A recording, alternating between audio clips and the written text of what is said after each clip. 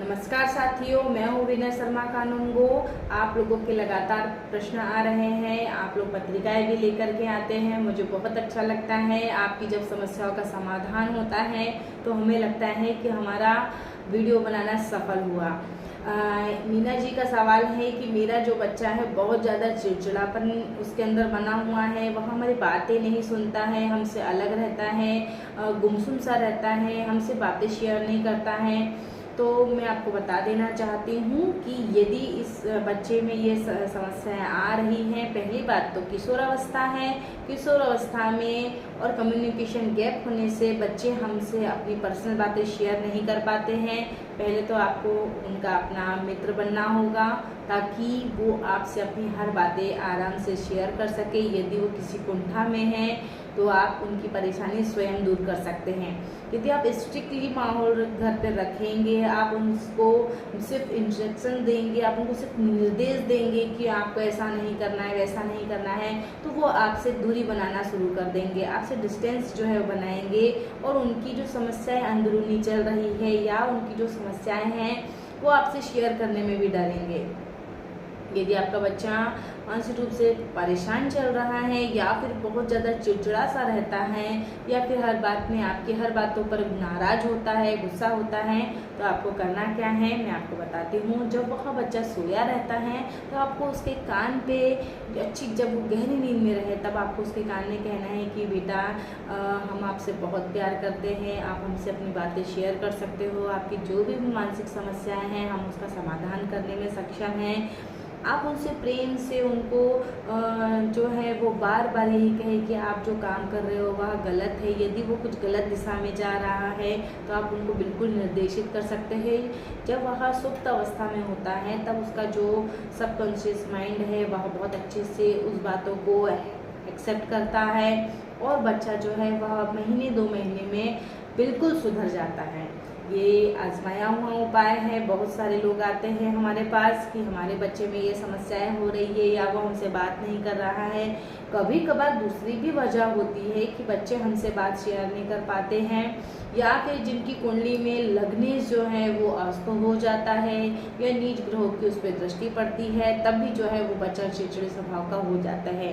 आपकी कुंडली के माध्यम से आपके अंदर यदि इस तरीके की कुंठा बनी रहती है, चाहे आप बच्चे हो या बड़े हो, चाहे वृद्ध हो, यदि आपका स्वभाव बिल्कुल ही प्रसन्न नहीं रहता है या आप हमेशा दुखी रहते हो और अपनी बातों से दूसरों को दुखी करते रहते हो, तो आपको सिर्फ यही उपाय करने हैं। आप अपनी पत्रिका दिखाएं, उसमें आप अपने लग्न को चेक करवाएं कि आपके अंदर यदि इस तरीके का तनाव बना हुआ है तो हम ऐसा क्या उपाय करें जिससे आप प्रसन्न रह सकें।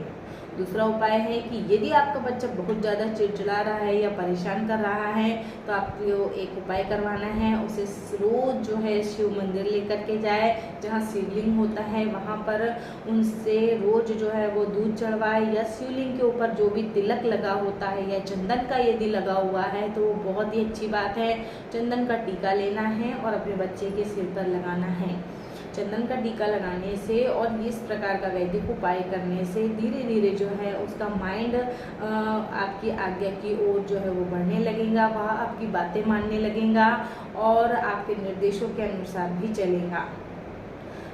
यदि आपका बच्चा बिल्कुल भी आपकी नहीं सुन रहा है या वो मंदिर भी नहीं जाना चाहता है तो आपको एक उपाय करना है कि आप अपने घर में लड्डू गोपाल जी की सेवा कीजिए। लड्डू गोपाल जी को मंदिर में रख करके उनका जो चरणामृत होता है वह बच्चे के थोड़े से जीभा पर डाल दीजिए। यदि आप ऐसा रोज करते हैं, ऐसा ये बच्चों के लिए नहीं है, आप थोड़े से यदि किशोरावस्था वाला बालक है या फिर बड़ा व्यक्ति भी है तो यदि वहाँ उस चरणामृत को ग्रहण करेगा तो उसके अंदर से धीरे धीरे करके चिड़चिड़ेपन की जो समस्या है उसका समाधान हो जाएगा।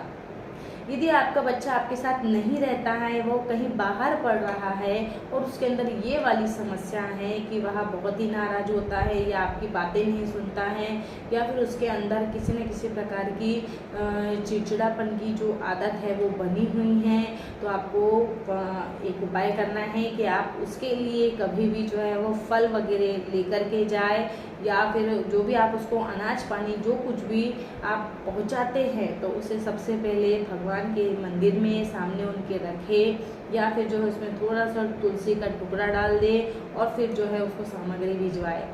ऐसा करने से जब वह उस भोजन को खाएगा तो उसके अंदर की जो नेगेटिव ऊर्जा है वह नष्ट होगी, उसके अंदर जो चिड़चिड़ा स्वभाव है वह भी समाप्त होगा।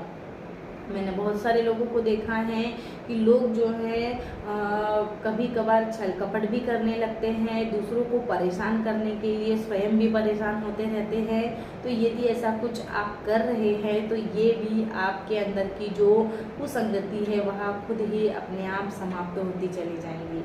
आप दूसरों को परेशान करना बंद कर देंगे और आपको यदि सामने वाला प्रसन्न दिख रहा है तो आप उनको देख करके प्रसन्न होंगे, ना कि जेलस करेंगे।